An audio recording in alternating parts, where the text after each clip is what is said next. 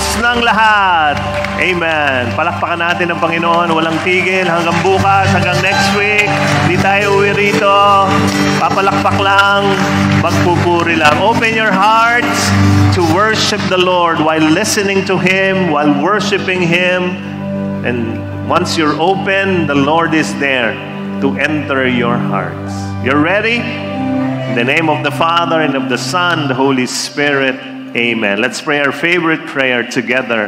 Today, I receive all of God's love for me. Today, I open myself to the unbounded, limitless, overflowing abundance of God's universe. Today, I open myself to God's blessings, healing, and miracles. Today, I open myself to God's Word. So I become more like Jesus every day. Today, I proclaim that I am God's beloved. I am God's servant. I am God's powerful champion. And because I am blessed, I am blessing the world. In Jesus' name, amen. Thy word is a lamp unto my feet and a light unto my path.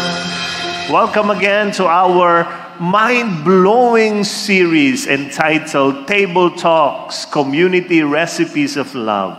Today, I want to preach the message, Join the Party. Sabihin nyo nga sa mga katabi nyo, join the party. Join the party. Who among you here would like to grow spiritually? Taas po ang kamay. Ayan. Lahat naman, di ba? I really want to grow spiritually. But we have very different definitions of spiritual growth, of spiritual maturity. For many of us, which is also true, very, very true, growing your spiritual life means growing your prayer life. But let me suggest another thing. Growing your spiritual life means growing your party life. Put your hands upon your heart. Close your eyes, bow down your head. Lord, we will listen to you. We pray that you speak to us personally. Open our hearts, touch us, embrace us, and allow us to bring home your miracles. And all these we claim through Christ our Lord. Amen. Thy word is a lamp unto my feet and a light unto my path. Give the Lord a big hand. Bless His name. What we are about to read, the passage, muna kayo mo po. What we're about to read is, we have read this many, many times, but this is called the pearl of all the parables of Jesus. You've heard this. I preach about this many, many times here at the feast. But today, let's not read. Let us watch. Let's be seated, open your hearts, and watch this parable.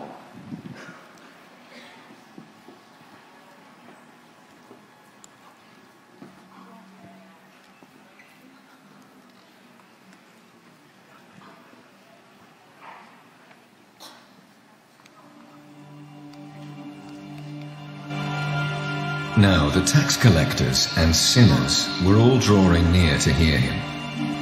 And the Pharisees and the scribes grumbled, saying, "This man receives sinners and eats with them." So he told them this parable. And he said, "There was a man who had 2 sons. And the younger of them said to his father, 'Father, give me the share of property that is coming to me.' And he divided his property between them. Not many days later, the younger son gathered all he had and took a journey into a far country, and there he squandered his property in reckless living.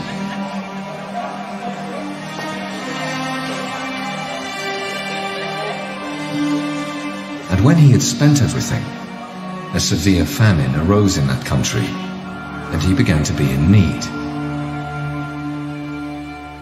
So he went and hired himself out to one of the citizens of that country, who sent him into his fields to feed pigs. And he was longing to be fed with the pods that the pigs ate, and no one gave him anything. But when he came to himself, he said, "How many of my father's hired servants have more than enough bread, but I perish here with hunger? I will arise and go to my father, and I will say to him, 'Father, I have sinned against heaven and before you. I am no longer worthy to be called your son. Treat me as one of your hired servants.' And he arose and came to his father. But while he was still a long way off, his father saw him and felt compassion, and ran and embraced him and kissed him. And the son said to him, 'Father, I have sinned against heaven and before you. I am no longer worthy to be called your son.' But the father said to his servants, 'Bring quickly the best robe, and put it on him, and put a ring on his hand, and shoes on his feet. And bring the fatted calf and kill it, and let us eat and celebrate. For this my son was dead and is alive again. He was lost and is found.' And they began to celebrate. Now, his older son was in the field, and as he came and drew near to the house, he heard music and dancing. And he called one of the servants and asked what these things meant. And he said to him, 'Your brother has come, and your father has killed the fatted calf, because he has received him back safe and sound.'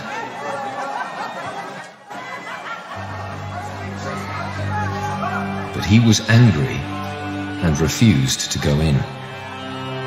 His father came out and entreated him, but he answered his father, 'Look, these many years I have served you, and I never disobeyed your command.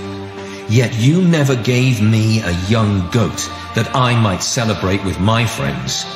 But when this son of yours came, who has devoured your property with prostitutes, you killed the fatted calf for him.' And he said to him, 'Son, you are always with me, and all that is mine is yours. It was fitting to celebrate and be glad, for this your brother was dead and is alive. He was lost and is found.'"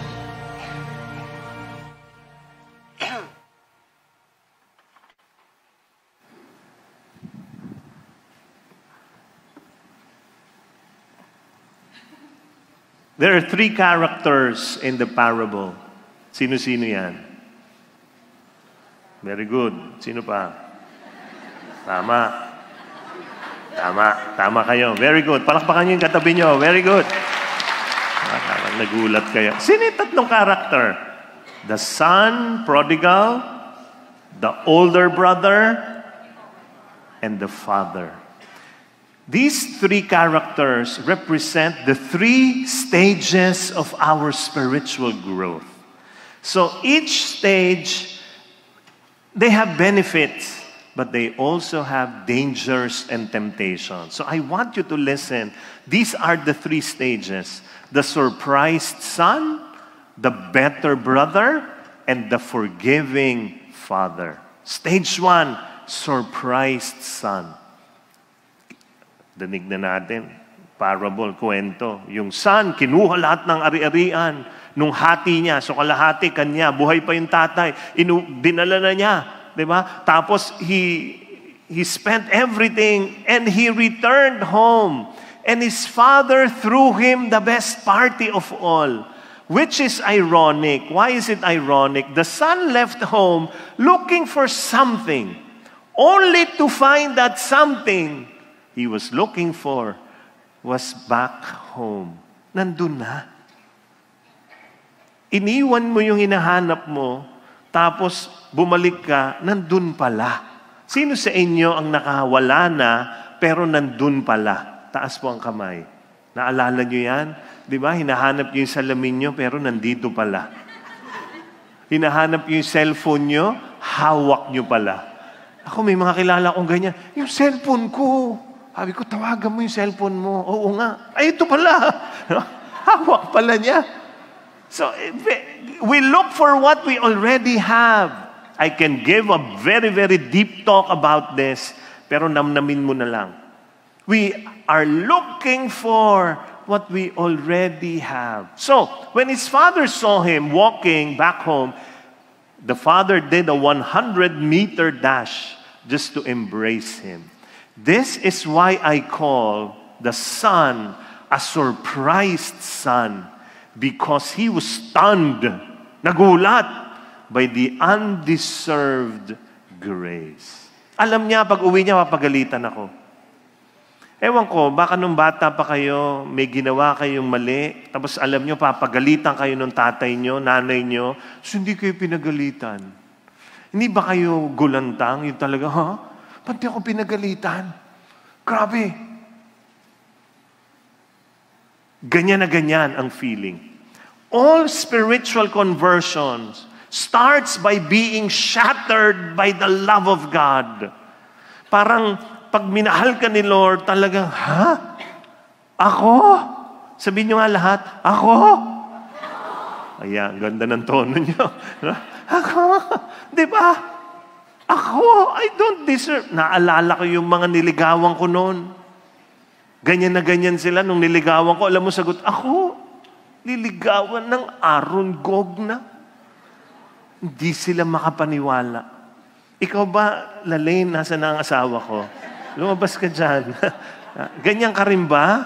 Nung niligawan kita, sinabi mo rin ba, ako? Hindi. Ako ang nagtanong, ako? No? Diba? Yung takang-taka ka, ba't mahal na mahal ka ng Diyos? Perhaps this happened to you when you first attended the feast.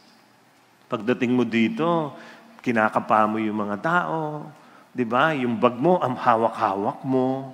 Ayaw mo ibaba, di ba? Baka may mandurukot dito. Tapos nakita mo yung preacher, mukhang mandurukot nga. No? Tapos mamaya, yakap ka na ni Lord, iyak ka na ng iyak, di ba? Pwedeng nag-retreat ka, niyakap ka ni Lord doon, o kaya nagbasa ka ng libro, napanood mo yung video. Di ba? Isipin nyo, kailan nyo naramdaman yung grabe, sobra. In this early season of your Christian life, it is marked by joy. Ang tawag nga dyan, exuberant joy. Hindi mo mapaliwanag because you have found the greatest treasure in the world, God Himself. But let me show you the danger. The temptation is to backslide. Ano yung backslide? To return to your old life. Ang tawag namin dito, BSDU. BSDU. Balik sa dating ugali. Yan ang BSDU. No? Yung hindi ka na babalik sa feast, yung hindi ka na nagbabasa ng Bible, yung hindi na una. Bakit? Marami hong dahilan. Ang mga pwedeng dahilan, may problema ka. O kaya, hindi sinasagot ni Lord ang panalangin ko. O kaya, bumalik yung mga traumas mo sa buhay. Pero meron pang isa. Meron pa. I call this disenchantment. Sabi niyo nga, disenchantment. Di ba pag pumunta ka sa enchanted kingdom, wow, grabe! Ito, kabaliktaran. Ano nangyari? In stage 1, because everything is new to you, you adore everything at the feast. Yung talagang grabe. Grabe ang feast. Papasok ka pa lang dito, pagbukas pa lang ng pintuan, Tamang-tama mo na si Lord, nangingilabot ka. Diba? Yan, no? Tapos yung tingin mo sa pare, talaga, no? Yung parang pag nandito ka, ang feeling mo, langit ito. Langit. Diba? Nakapikit ka, nagdadasal. Pag dilat mo, may usok-usok pa. Diba? Sa langit ako. You see feasters like little angels. You look at me and you say, holiness in the flesh. Diba? Ay, may mga ganyan. Lalo na nag-uumpisa. No? May mga lumalapit sa akin. Ganyanin ako. Ganyan. Tapos magaganon. Ayun talaga. Ginawa ko rebulto. No? But, sabi niyo nga, but, after a few months, the honeymoon is over. Tapos na. Tapos na yung mga nararamdaman mo na pagpasok mo rito, nangingilabot ka. Bakit? Nahirapan ka mag-park. Diba? Pag ganun mo, wala na yung paborito mong tinapay. Inuubos nila. Iba na ang tingin mo dito. Yung dati, yung pagmalayo, ang tingin mo sa akin, gwapo talaga ni Brother Arun. Perfect skin. After a few months of attending here, napalapit ka sa akin, anong sabi mo? Ay, ang bait pala ni Brother. Yun lang. After the honeymoon, you will get frustrated with some people at the feast.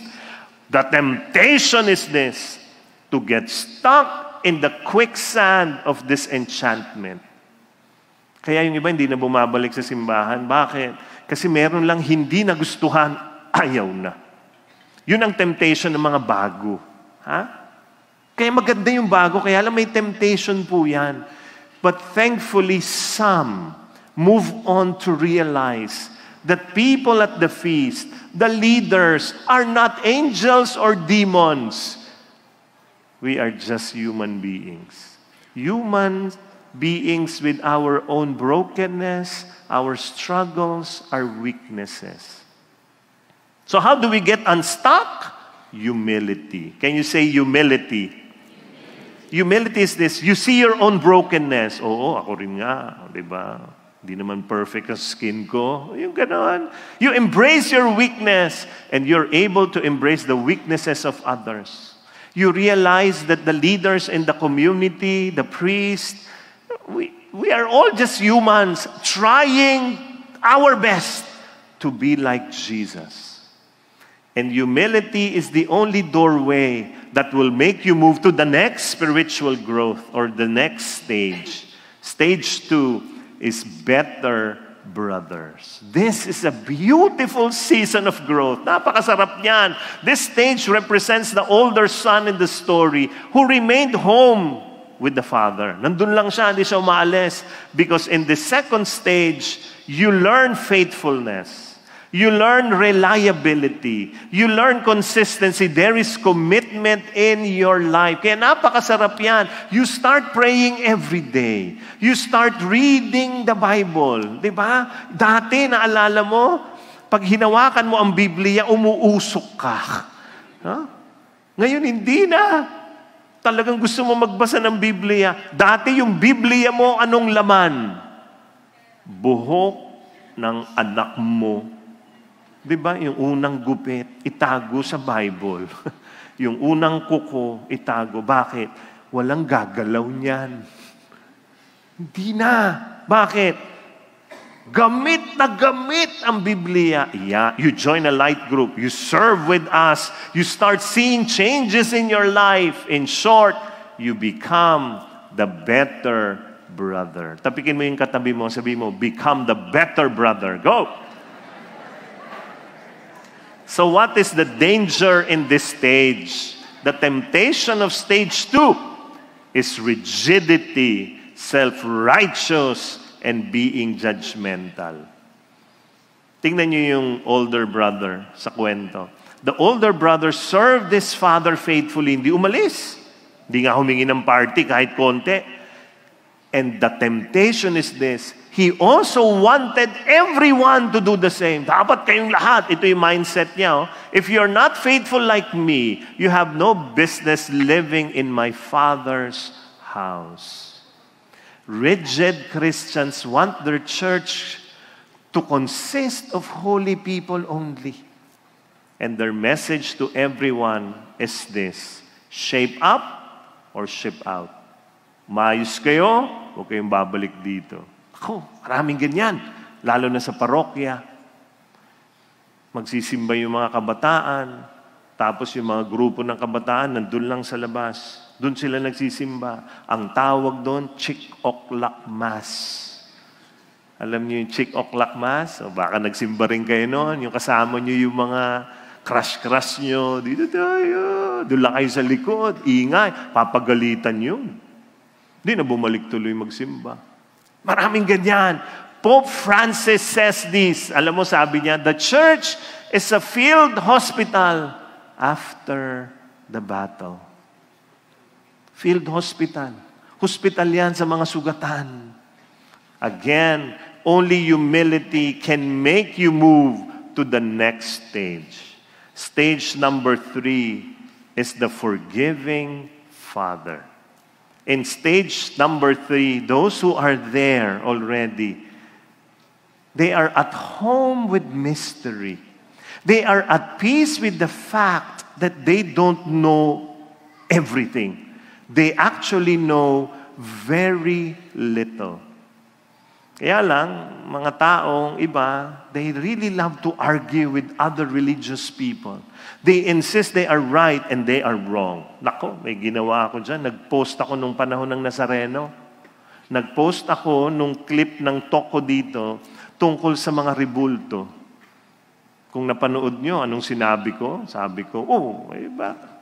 Tayo mga Katoliko, we do not worship the statues. Alam natin yan eh. Sabi kong ganyan. Bakit ba natin tinutulak yung mga karo? Simple lang. Kung nakakalakad dyan, tutulak ba natin yan? Sasabayan na lang natin. Pinost ko yun. Naku! Alam nyo, napakadaming nag-aaway sa post na yun. Hindi naman sila nagmumurahan. Pero they are explaining, brother, ganun, talagang mali yung sinabi mo. Sabi sa Exodus 20, ganyan. Ako, hindi ako nakapigil. Sumagot ako once. Sabi ko, basahin mo din yung Exodus 25. Kasi sabi sa Exodus 25 ni Lord, gumawa ka. So, lito-lito sila. So, ang dami. Mamaya, may iba nang sumasagot. Ang tagal. Nako, viral ako. Dahil doon. Nako. Yung may mga ganun tao na talagang ipipilit nila, tama sila, tapos mali ka. But people in stage 3, alam nila na, pwede rin naman. Pwedeng mali rin ako. Yun ang stage 3. Kaya forgiving Father eh. Kasi alam niya na may mali din naman ako. Galing nung stage 3. Naalala ko sa TV, napanood ko, laglag ho ako talaga sa upuan ko. Literal. Laglag na tumatawa. Pinanood ko. May nagtanong doon sa pastor. Pastor, ganyan. May tanong lang ho ako. May nababasa ho ba sa Biblia? Meron bang puwet ang Diyos? Grabing tanong. So ako talaga, antay, may puwet ba ang Diyos? Sagot niya, meron. Basa, ganun. Isaiah 40 verse 22. Basa yung tagabasa. At ito ang sabi, nakaupo ang Diyos sa kanyang trono. So may puwet ang Diyos, laglag talaga sa upuan ko. Yung talaga ipipilit mo, tama ka, ganyan. Pag stage 3, pwedeng mali rin ako. Who are parents here? Can I see the hands of parents? Ayan. Tayong parents, meron tayong ganyan. Guilty tayo na palagi tayong tama. Anak, papunta ka pa lang, pabalik na ako. Ano sabi nung anak mo? Kaya kayo pabalik, naligaw kayo. Lalapitan mo yung anak mong dalaga, mami, umiiyak at sasabihin mo, anak, puso na naman yan, Pag-ibig. Opo, mami. Makinig ka sa mami. Expert ako dyan. Alam mo, sabi ko itong anak mo, hindi ho kayo expert, mami. Kasi isa lang ho ang boyfriend nyo. Si daddy pa. At tingnan nyo itsura ni daddy. Nagkamali ho kayo, di ba? Tapos, expert ka. Naku, wag. Lipat tayo doon sa susunod na stage na I may be wrong. Sabi nyo nga, I may be wrong. Kasi pwede namang mali kayo. I teach this in leadership talks in companies. Sinasabi ko yan One of the courageous statement of a leader is to say these words, I may be wrong. So I gave a talk here in Insular. Ang kausap ko, lahat ng top people in Insular sa buong Pilipinas. Ako yung first talk in the morning. Lahat sila ngiting-ngiti, ganda ng talk Sinabi ko yon, I may be wrong. Doon sa part ng talk ko. Pagkatapos ko mag-talk, punta ako doon sa likod. Tapos may tinawag silang isang speaker. Yung next speaker, maliit lang na tao, punta pero pag tayo, lahat sila got their notes. Bukas ang laptop, kuha ng notes, at lahat ng binibitawan nitong taong ito, lahat sila sinusulat nila. So nagtanong ako dun sa HR. Sabi ko, nung nagtutok ako, walang nagsulat. Lahat nakikinig lang. Pero nung siya nakikinig na, nagsusulat pa. Bakit? Alam mo sagot niya, ay sir, kasi yung speaker na yan ho ang guru ng field namin. Kaya lahat ng sasabihin yan, paniwalaan namin. Kaya may sinasabi yan last year, every year namin kinukuha yan Lahat ng sinabi niyang projection nangyari. Nakaporma ang company namin. Kaya lahat ng sinasabi niya, sinusulat namin lahat. Talaga. So nakinig ako. At ito na. Nung tapos na siya magsalita, maikli lang yung talk. Hinintay ko talaga, pinakinggan ko Pagkatapos siya mag-talk, alam mo sabi niya, my dear friend, sabi niya ganyan, just like our first speaker, Mr. Arun Gogna, I may be wrong. Tawa ng lahat talaga. Yun ang leader. Yun ang pumupunta ka na sa stage 3. Bakit? I need to forgive others. Bakit? Makasalanan din naman ako. Makasalanan din ako. Kaya 3 stages. But the question is this, what does spiritual maturity look like? I will pause. I will give you the answer in a while. But I would like to call my wife Lalaine on stage to interview this group of people. Itong grupo na to ay malaking bagay ho sa akin sapagkat sila ho ang mga gumagawa talaga ng aking mga videos na pinupost sa Facebook, YouTube, Instagram, TikTok, na ako'y best TikTok, hindi ba ako sumasayaw niyan? Imagine, But I would like you to listen to them and hear them how they were able to join us here at the feast. So let me call my wife. Hey, good morning. Ganyan talaga pag nagtitipid sa feast, ako pa din. So, join the party. Yan po ang ating pinag-uusapan. Kaya mukhang magkaka-party dito. Pero yung mga party people na tatawagin ko, parang kailangan nila ng oxygen tsaka stretcher. Kaya kailangan natin silang palakpakan kasi nervyos na nervyos sila. Bakit sila ninenervyos? No? Even if they've joined the party, even if they're the party people that we will interview, their lives here at the feast have always been at the background. So they're always there, literally backstage, behind the camera. So they never experience being in front of the camera. And it took a lot of but it did not take a lot of convincing kasi itong mga to ay talagang servants par excellence. So they are our streams ministry. Hindi nyo sila napapansin pag mapasok kayo dito kasi lagi silang nandun sa dilim. Pero much of what is going on here, sila yung nagpapalabas, sila yung nagpapatakbo. And so we want to take them here, bring them to center stage this morning. And because itong mga to, they have really found the pearl of great price. Our Streams Ministry, they are led by, first, the Aspeli couple, Jess and Shell.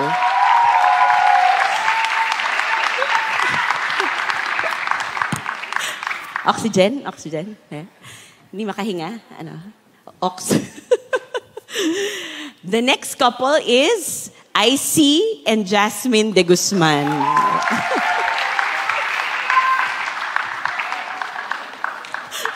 Pamangkin ni Joy Cancio daw yan. The next couple is, Gerald and Natalie Obmerga. Si NN.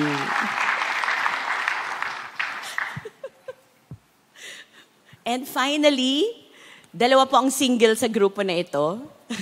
Ito, isang single, umaatikabog single, si Daza Salvo.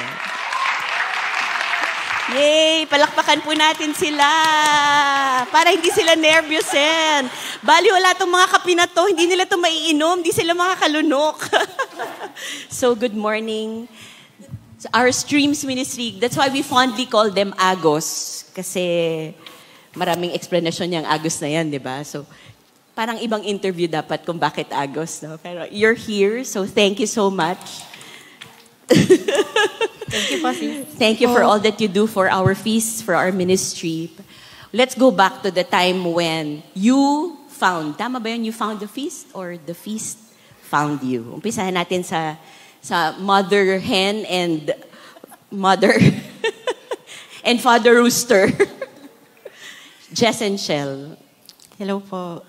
So our feast, our journey with the feast started po in our lowest moment of our life. Business that nagsimula pa ng 2010. So we started the feast 2018. So business na nagsimula ng 2010, nagsisimula ng mag-unravel. Years of fighting with my husband. And hindi pa namin nakikilala yung feast, pero naghahanap na po ako. Meron ng longing sa puso ko, hindi ko alam kung ano. So, nagpunta po ako sa YouTube. And my search, yung tinatype sa taas, depression, loneliness, help. I feel so alone. Yun po yung mga search ko. And nagsimula po akong manood sa YouTube ng mga preaching. Tapos, meron ng longing sa puso ko. And then one day, biglang may tumawag kay Jesse, one of his good friends, si Ichel. Biglang naririnig ko, sabi, ini-invite siya papunta sa Holy Week retreat. So ako, nakikinig lang ako. Sabi ko, ano yun? Parang out of the blue. So sa labas, chill lang ako. Pero sa loob, excited na excited ako. Sabi ni Jessie, punta raw tayo ng Holy Week retreat. Sabi ko, ikaw? Pero sa loob-loob ko, talagang, ito na yun. Parang gano'n. Tapos sabi ko, sige, ikaw. Tapos after po ibaba yung call, sabi niya, wala nang ticket, puro VIP na lang, di sobrang mahal. Sabi ko, ikaw, bahala ka. Pero dasal na ako na dasal na matuloy nun. So I think it was the deeper, Holy Week Recollection. Holy Week Recollection. Of Tapos the sabi, Bay Area. Bay Area, sabi ni Brother Bo, go deeper. Tapos ito na yung second breakthrough. Sabi ng aking husband, let's go deeper. Ako naman parang, thank you, Lord. Yun po. Doon po nag-start yun. So we looked for a feast near to us. We found a Feast Alabang. Oo. Tapos we learned na marami pala. And then, hindi po namin kilala kung kahit sinong builder, wala kaming kilala, wala kaming idea. So doon nagkaroon ng idea si Jessie na bumalik ulit sa YouTube at manood sa mga talks nila online. Oo. 2018 to, no, Jess? Yes, ma'am. 2018, so yung 5 feast locations, it came down to just 2, yung sa South Mall and then yung Bellevue. So nag-audition sila for us. Nanalo naman si Brother Arun. Kasi magaling. And ganda sa Bellevue eh. Tapos yung first feast namin dito, that was Sunday after the Holy Week. Pagpasok namin dito, may nagdadasal who prays like that. Yung talagang heartfelt, tapos talagang nakakadala. And that was you, Sis Lalaine.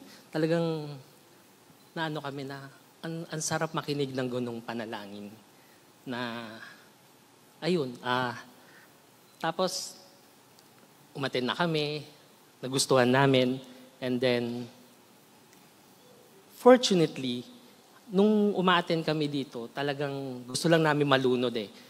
Service was an escape for us, refuge from all the concerns na meron kami sa buhay namin.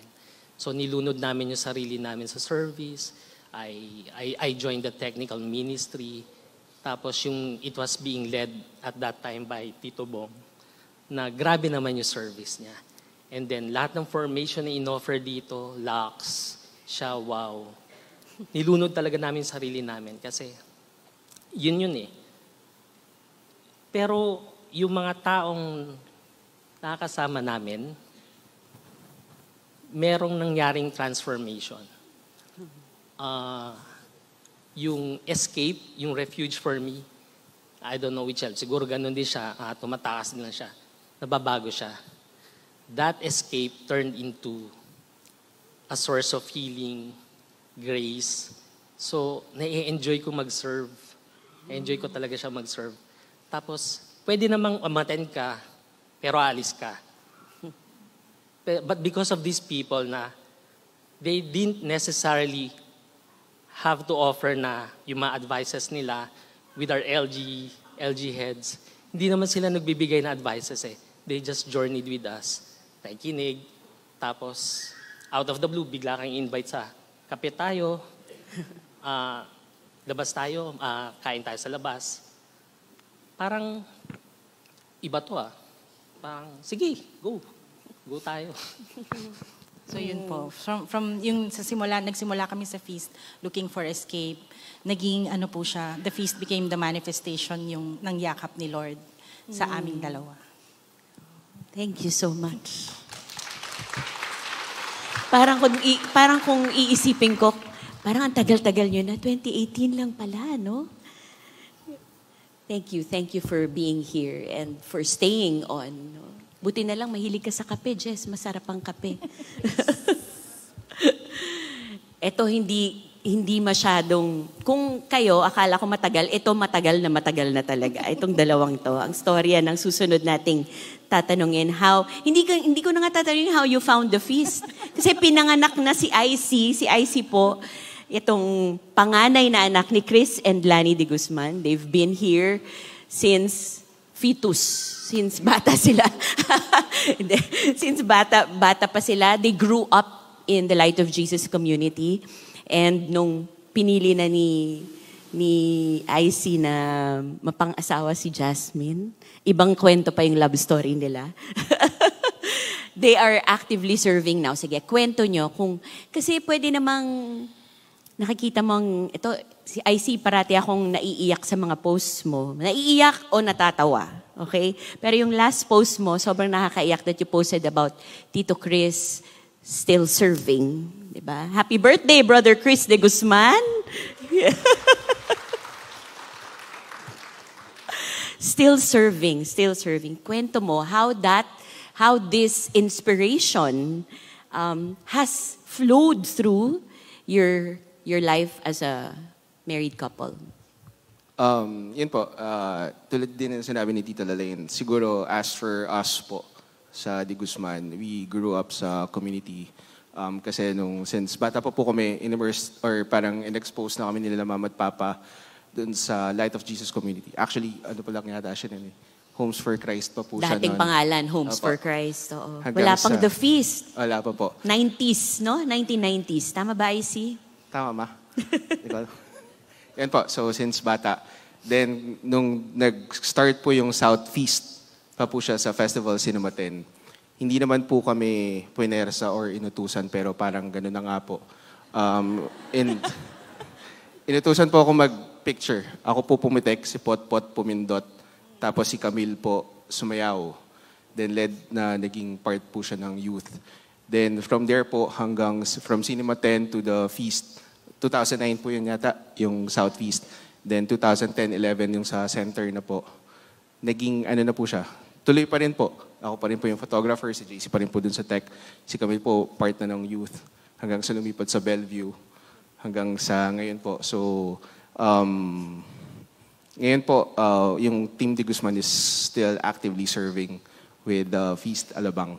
Siguro na rin po, dahil na rin po dun sa kung paano namin nakita yung parents namin na nag-serve ng walang, actually yung service po sa amin, every Sunday sa center pa po, hindi na siya parang service, parang lifestyle na siya. Alam na namin na never kami gagawa ng kahit anong event or schedule as a family.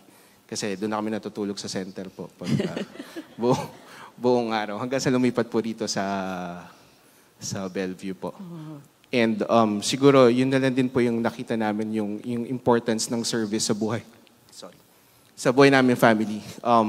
Kung nakikilala niyo po sila Papa, so nagkasakit siya 3 years ago. Pero ngayon po, unti-unti na bumabalik yung memory niya. Pero yung heart for service pa rin nandun. So,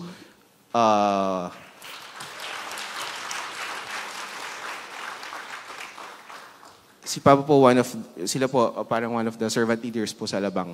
So ngayon po bumabalik na yung memory niya. Pero alam niya medyo limited siya dun sa pwede niyang ibigay ngayon. Pero nagsa-start siya ulit mag-serve by putting yung mga LO envelopes, kumakausap kahit hindi nila kilala. Para, ayun po. So, and sa feast po kasi, parang hindi na siya community for us, family na po. Yung mga ninong namin sa kumpil, naging ninong sa kasal. Siguro 90% ng bisita namin sa kasal, feast po. Okay, sorry. Yan po. So parang it's more than more than the service, it's parang relationship na po yung nabuo namin sa center. Kaya party siya talaga. Thank you, IC. Jasmine, pinilit ka ba ni IC? Ako naman po, boyfriend-girlfriend pa lang kami ni IC. I was a mere attendee, ganyan. I didn't see myself na magsaserve kasi I was happy naman na uwi ako, I feel blessed. So I thought that was enough until we got married and then Papa asked me to serve. Kasi everybody was serving. Si Mama and Papa, they are active leaders. Si Potpot, head ng tech. Si Bevs, sa music mean, worship. Si Camille, I think she was in prod. And then si Jean naman po nasa lay mean. At that time, medyo tortured ako kasi gusto ko po talagang kumanta. Kaso ayaw po sa akin ng kanta eh. Tapos, gusto ko rin pong sumayaw. Kaya lang, ayaw din po sa akin ng sayaw. Parang kinakahiya po ako ni IC kapag umiindak po ako eh. So,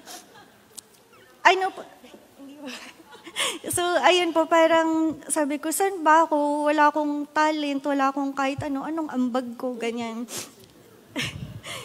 And then, pandemic happened.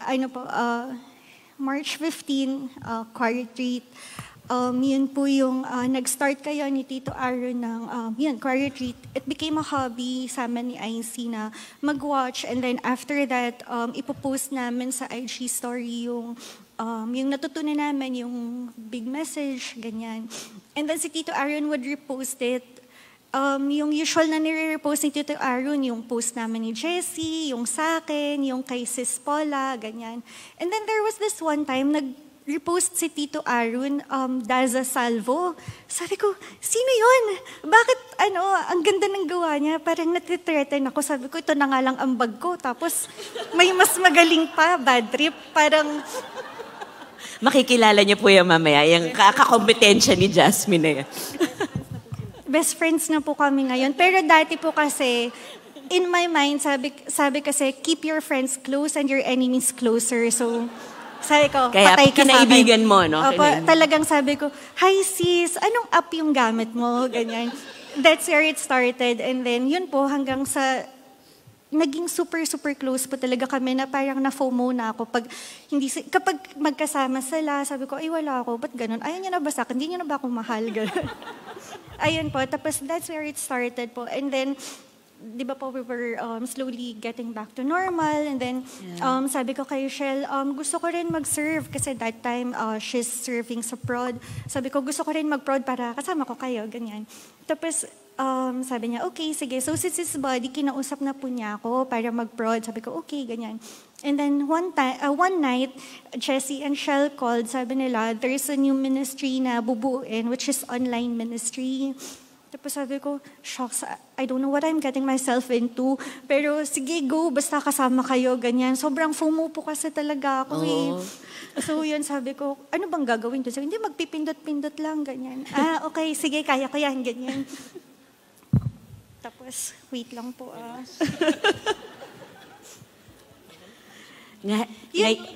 sorry po. Yun po, being with them, na-inspire po talaga ako to become better, to serve more. Kasi parang nagkaroon po ako ng prayer body, ganyan. Tapos, ayun po, parang... May talk outline po siya, may talk outline. Tapos, yun po, very thankful po ako na I said yes because if it weren't for these people, if it weren't for the feast po, I wouldn't know that I have this talent that I didn't know I have. Kasi yun nga po, gusto ko po talaga maging singer, maging dancer, pero hindi po talaga eh. Dito daw po ako sa... So, ginagawa na lang po namin. Nagpa-party-party kami sa likod. Inuunti-unti po namin yung mga music men na sumali po sa amin sa likod. Para sila po sa likod, kami dito sa harap. Nangyari naman po. So, yun po. Thank you so much, Jasmine. I understand now po why the servants do what they do. Happy po kami na nabibless namin yung online community po namin. Yes. So, yun po. Basta pag si Lord kasama, walang kakaba-kaba. Oh, thank you, Lord. Praise the Lord. Next. Kami na. Mic test. Si NN and si Gerald. Opo. So, good morning everyone. So, ayan, grabe. Kinakabahan ako, pero... So, I attended the feast po 2015. And that first time na umattend ako ay punong-puno po talaga ng pagmamahal, siksik, liglig, umaapaw. As in, sabi ko, hindi ko pwedeng hindi i-share sa mundo. So, sabi ko kay Lord, I said to Him na every Sunday, I will bring kahit isang tao sa feast through invitation. Kasi nung mapapa-oo ko. So that time, so nag-invite ako ng family, ng friends. That's I think, my first ministry para sa self ko. At kami lang ni Lord yung nag-uusap. Yung nag-iimbita ka? Yes, yung nag-iimbita lang po ako. Lagi ako may sinasama. Kaibigan, office mate, parang family may message members. mo lang sila, te-text Opo, mo. yes. Tapos sabi ko, sige, date, ganyan. Actually po, mag-boyfriend, girlfriend na kami. Pero since gumraduate po kasi kami ng college, LDR na po talaga yung relationship namin. Lagi po siyang nasa Africa. Totoo po yan, nasa Africa talaga siya. Baka yun. So, dun po siya talaga pinapadpad doon, pinapadala doon. And for the longest time, that's, yun yung relationship namin. And sabi ko nga po, kung may nakikinig na LDR, a community or something na parang papanoorin nyo and na magdadala sa inyo, yung parang sa spiritual journey. Pero ang una ko pa nga na-invite si mother-in-law, si mama, bago pa siya. Kasi nga nasa ibang bansa siya. Sabi ko pa, unahan ka pa ni mama. Tapos nung bumalik naman siya, nung Africa na, so yan, nasama ko na and buong family niya. And the rest is history na po. Talagang kahit saan man malayo yan, iba't ibang bansa man yan or lugar. Basta po may message natin, dali natin sa feast. Kasi ganun po ganun ko po naramdaman yung feast na grabe yung pagmamahal ni Lord dito sa community, sa family, and hindi mo siya pwedeng itago lang on yourself. So kung kayo po, kailangan mo isabog yung love ni Lord, padaluyin mo lang. I mean, message mo, sharean mo. And then that time din po, meron na rin po akong, ini-disturb na rin ako ni Lord to serve. Parang dance min din, ganyan. Yun, gusto ko rin po mag-dance, gusto ko din po mag-intercessory, healing, pero hindi ko po alam bakit laging may delay. Tapos parang nung kinausap ko si Lord, ba't parang laging may humahad lang. Tapos ang isa lang pong nag-ano sa akin is, delayed obedience is disobedience. Sabi ko, Lord, this time, I will follow you and there's no turning back. So, 2020, ito na po. Ituloy mo yung kwento. 2020, January 2020, pinadala ulit siya sa Africa. Doon na naman siya. So, ano nangyari 2020? May mic ako. May mic siya. 2020 po, nasa Africa po ako tapos yung nagkaroon ng quarter treat. Then, doon na lang po kami nagbabanding minsan pag nanonood yun. Para makarelate po doon sa mga bagay dito sa Pilipinas po. So sabay kayong online, nanonood Apo, kayo ng quarter-treat kasi pandemic nun. Tapos pag uwi po, ayun, nag-decide na siya mag-serve. Then ako po hindi naman pong gusto. Ayaw mo mag-serve? Hindi naman po. Nakikiride lang po ako sa Agos ng asawa ko ng trip niya. Yun, bali... Maganda yan. Mahusay ang desisyon mo na yan. Tapos ayun, sinasama na niya ako pag kailangan niyang umalis. Pag pumupunta dito, okay nga po dito sa PIS eh. Thank you ha. Thank you naman, nakita mo yon. Hindi po. Kasi kahit di po ako nagsasalita nun, tinuturuan na ako ng mga technical na yun. Tapos nagising na lang po ako, nagsaserve na pala ako. Anong service mo, Gerald? Ayun, ako na po nagsaset up sa umaga nung tinuruan na po ako bigla ni Bro Jess eh. Bigla. Oo. Emphasis on bigla. Oo. This team po, they're one of the earliest here who come and they're one of the latest also who leave. Ikaw naman. Ay, sorry. So, ayun po. Nag-serve na po kami. Yun po yung biggest, blessing namin na kaming dalawang mag-asawa nagsiserve here. Yeah. And napaka-supportive niya po din. Ito po talaga yung nagpatibay din ng relationship din namin. Lalo nung pandemic na I'm 9 months alone dun sa bahay namin kasi nga wala siya. And then lockdown everyone. And then the support family, the feast. And then, ang una ko po kasing is si Ate Shell, yan.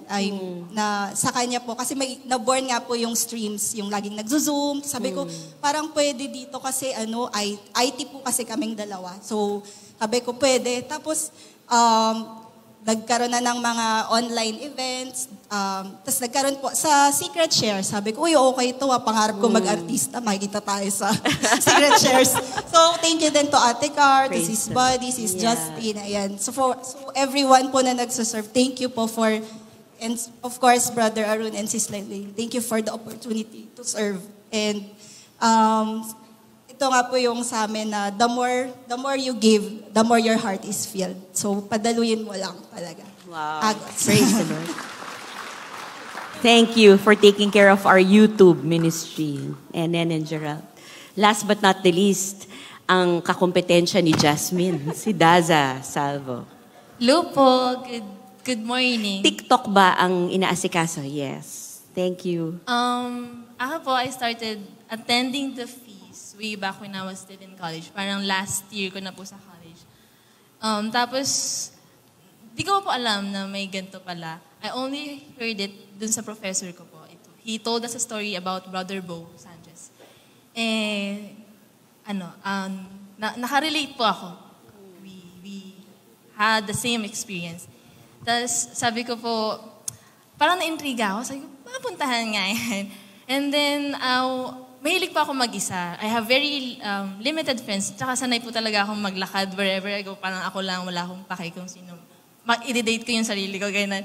Tapos, it so happened na when I went to festival, nakita ko po yung the feast. Sabi ko, dito pala, meron pala dito. Tapos, ang dilim, madilim pa po sa labas, pero nainganyo ako kasi may mga warmth ministry, and I don't know na warmth na po pala yung tawag doon. Tapos nakakulay green pa sila, tara, pasok kayo, welcome to the feast, ganyan.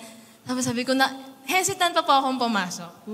But, sinabayan ko yung mga ibang tao para hindi ako magmukhang mag-isa. Tapos, naupo ako sa sulok, and then, worship pa lang, iyak ka na eh. Iyak pangit ka na kagad. Tapos, nagsalita na po si Brother Arun, and then, ayun, I made it a point na every Sunday, nung una pa po, tumatakas pa ako sa bahay. Sabi ko, may pupuntahan lang ako sa Alabang, ganyan. Pero, dito po sa festival pa ako pumupunta. Tapos, when Brother Arun said, sino sasama sa akin sa Bellevue? Taas kamay ako, sasama talaga ako. And talagang nag-commit ako sa sarili ko na every Sunday, I would go here. Tapos may prayer pa ako nun kay Lord na, Lord, please reserve me a seat dito sa front seat. And dyan ako every time. Dyan, basta dyan. Kung hindi man dyan, dun sa second row, third row. Tapos kahit di ako nagdadasal, may 2 upuan na bakante. And I would sit kahit saan dun. Tapos, nakikita ko na yung poster na parang serve with us, ganyan. Pero dati pa po kasi teacher ako, so Sunday na lang talaga yung pahinga ko. Sabi ko, gusto ko sana, pero pahinga ko na yung Sunday, parang ganon. Wag na lang. And then, ang tagal, sobrang tagal. Tapos, fast forward ng lockdown, March 2020, I was about to go abroad. My applications are ready. Ano na lang lilipad na lang, parang ganon. Pero lockdown happened. Devastated. Depressed, ganon. So, I turned off my social media. Tapos, pero sabi ko, yun na nga lang yung way ko para manood ng feast. So, I turned YouTube, ganon. Pero, November 2021, when I started watching Choir Start na po kayo nun. Tapos sabi ko, kasi sa generation, parang sabi ko, may mga katrabaho ako na baka wala rin silang time. And so that is what I did. Kaya ako po screen on record yung Choir Start nun, tapos sinishare para at least kahit hindi nila mapanood ng buo, at least something, yung mga powerful statements niyo po during Choir Start na ipapamahagi din. Doon na lang sa IG story. And then, ayun po, story ni Brother Arun, kinikilig pa ako. Oh my God, kinikilig. Tapos, ayun na, hanggang sa nag-message na po siya na, can we get this? Can we have a copy? Sabi ko, sige po. And then, I started asking Ate Men, ayun na. Tapos, di ko po alam na intimidate pala siya. Di ko naman po sinasadya. Kayong dalawa kasi, every time may message, meron ka agad, parang nagka-Choir Start pa nga, na-post nyo na. Ganon kayo kabilis, no? Opo. And, ayun na, then I joined, she asked me to join Umagang kay Gog. And then I joined. Sabi ko, wala talaga ako. I was unemployed. May trabaho, pero, keme-keme lang, ganon. Tapos, yun na, parang yun na yung start ng, should I say, service. Tapos, nung medyo gumagaan na po yung lockdown, I received a message na tutulungan ka uli namin na lumipad ulit. So, Prinases, nagpaalam po ako sa team and sa inyo na aalis po ako. But I will still continue kahit sa Umagang kay Gog na. Yeah. So, we prepared. It was December 2021 when I was about to leave. Sabi ko, Lord, ito na yung pinaka-grandest birthday gift na marireceive ko. Kasi December, ayoko na sabihin. December, yung flight ko po is the day before my birthday. So, sabi ko, ang sarap isipin na paglabas ko ng aeroplano, paglabag ko dun sa airport sa Dubai ang makikita ko, wow, thank you Lord, ganun. Badadi na. Kita naman po, andito pa rin ako. So, na-hold ako sa immigration. Tapos, kausap ko po sila, Bro Jessino, parang ganun. Iyak pangit pag uwi ng bahay kasi, bakit? Andun na ako hindi mo pa binigay. So you were denied exit from the Philippines, no? Hindi ka man lang lumipad. Tapos, wala, hindi ko po alam. Parang gigising ako, iiyak, gigising, iiyak, tutulog, gigising, iiyak. I do not know how to stand up. Parang ganon. Tapos, pero yung comforting word sa akin, try uli natin. So sabi ko, sige, babangon uli ako, try uli. After 9 or 10 days, we tried again. Yeah. Another rejection. Yeah. Pero at that point, medyo kalmado na po ako. Ako na yung nagsasabi sa magulang ko na hindi talaga, hindi siya para sa akin. Kasi po nung first time din, nung unang beses, sabi ko, Lord, kung para sa akin, salamat. Kung hindi siya para sa akin, thank you, tatanggapin ko, pero hayaan mo maramdaman ko yung sakit. And so, yun, hinayaan ko siya. On the second time, kalmado, umuwi ako, tahimik. Then, Brother Jesse called. Doon na, nung tinanong niya na yung tanong na ang hirap-hirap sagutin pag may pinagdadaanan ka, kamusta ka? I told him na, I'm okay. Pero masakit pa rin pala. Masakit na, parang ang lapit ko na, ibubuksan mo na lang yung pinto, pero parang kang binagsakan. So sabi ko, na lang po, wherever you go, doon ako. Sasama ako, I will serve with you. And, grabe, 2022, iba yung blessings na binigay ni Lord. Ang dami niyang pinakita sa akin na hindi ko alam na kaya kong gawin. Yung nasa tech booth, tinuro po nila kung paano i-manage yan. Shout out to them. Yan. Sila po, I wouldn't be here. Kung siguro dati nag-a-attend lang ako, medyo pag after a week, low-bat ka na. Ngayon, kahit ang dami mong pinagdadaanan, kahit pagod ka, sabi ko po kanina, limited friends, and now I have a family here. Oh. Na, I am doing life. Sobrang grateful na baka may sa mga nangyari, ang dami pong parang fast forward yung nangyari sa akin 2022 and hindi ko yun magagawa without this team. Thank you, Daza. Come join the party. If you are not yet part of anything here in the feast, maybe the Lord is whispering to your heart right now. Sabihin natin sa kanilang lahat, come, join the party. Join Thank the you. party. Thank you. Thank you, everyone. Thank you. All right. Props lang pala yung mga nilagay niyo. Dito ka muna, huwag ka umalis. Tingnan niyo si Jess. Tingnan niyo. Hindi niyo alam. Siya ho ang naglalagay sa akin nito. Siya kakabit niya yan. Papasok niya yung wire dito sa likod ko. Tingnan niyo kung gaano katangkad to. Every Sunday, hirap na hirap ito. Kasi inaabot na lang yun, Brad, ikaw na maglagay sa ulo mo. Ganyan. Pero, ganyan. Kaya pag nagpapapicture kami, nasa harap siya, sabi ko, umupo ka, hindi ako makita. Ganyan, no? And this guy is the leader of all of them. And because of him, you receive videos, we receive the podcast, we won the CMMA Best Podcast, di ba? Ito yan eh. Maraming nakakanood sa atin. Pag tiningnan niyo yung mga ikinakasalan na lang ni Lord eh.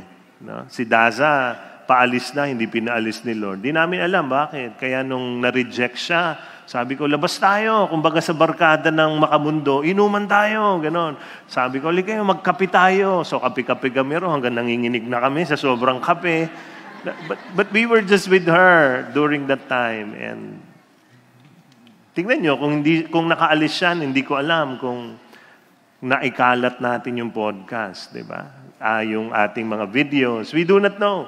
But again, rejection is God's redirection to us. No? So thank you, Jess. Thank you for the team. Let's all stand, everybody. What does spiritual maturity look like? It is to love others like the forgiving Father. Hindi tinuloy yung kwento. pag binasa ninyong mabuti, hindi tinuloy yung kwento ni Jesus. Ano nangyari doon sa older brother? Hindi niya tinuloy. Iniwan niya hanging. Bakit? Kasi you and I are that older brother. And He is waiting for you to make that choice.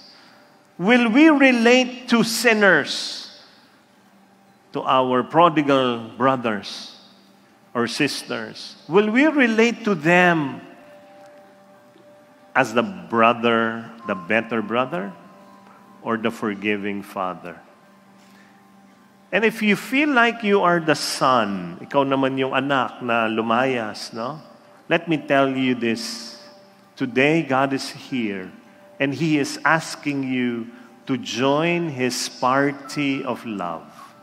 And the Father and the Son, they are hosting the party, welcoming you back home. At ito yung good news. Gusto niyo ba ng good news? Gusto niyo ng good news? Walang entrance fee sa party. Wala. Libre. Libre ang party. Sino sa inyo nakanood ng Coldplay? Ako lang? Hindi ko alam ang Coldplay kung sino. But my assistant told me na meron siyang ka-Discord chat na sabi sa kanya, "Uy, gusto mo manood ng Coldplay?" Siya naman, "Ay, oo." Alam niyo, nanood siya Coldplay. Libre. May sasakyan pa, sa harapan pa ng mga artistang ito. Nandoon siya, wala siyang kaalam-alam. Ka-Discord chat lang niya. Sino ba tong kausap ko? Alam niyo kung saan sila nag-park? VVIP. Nakisakay lang siya nun. Nag-park, VVIP. Pagpasok, nandun siya sa harap. Libre. Napakasarap ng libre. Sino na libre na sa inyo? Taas ang kamay. Huwag kayong mahiya. Tingnan nyo yung katabi nyo. Pag hindi pa, ilibre nyo naman. Kaawa-awa naman yan. Hindi pa na libre sa buong buhay. Di ba? Libre yung party na inaalok ni Lord. You don't even have to buy a ticket because through the cross, Jesus already paid the ticket. All you have to do is to walk in through the door of that party. Join it and enjoy the greatest party in the universe. And I have an announcement. At every feast, the feast here in Bellevue, God is hosting a party of mercy. So come. Where will you go? Here. Put your hands upon your heart, close your eyes, bow down your head, and just allow the Lord to speak to you. Complete this message to you today. May sinasabi si Lord sa iyo. Siyang pakinggan mo. Huwag ako, huwag yung mga sharings. Siya. At ang dalangin ko, sundin mo ang sasabihin niya sa iyo. Father in heaven, I pray for my brothers and sisters that they will join the party of mercy, that they will say yes to you because they belong to you, O God. Kami iyong-iyo, Panginoon. That is why we are here. Brothers and sisters, continue to surrender to God all the situations of your life right now. Yung joy, yung celebration ng buhay mo, suko mo kay Lord. Enjoy it with Him. If you're carrying a burden today, surrender it to Him right now. Trust in Him. Be healed by Him. God is here. Worship Him now.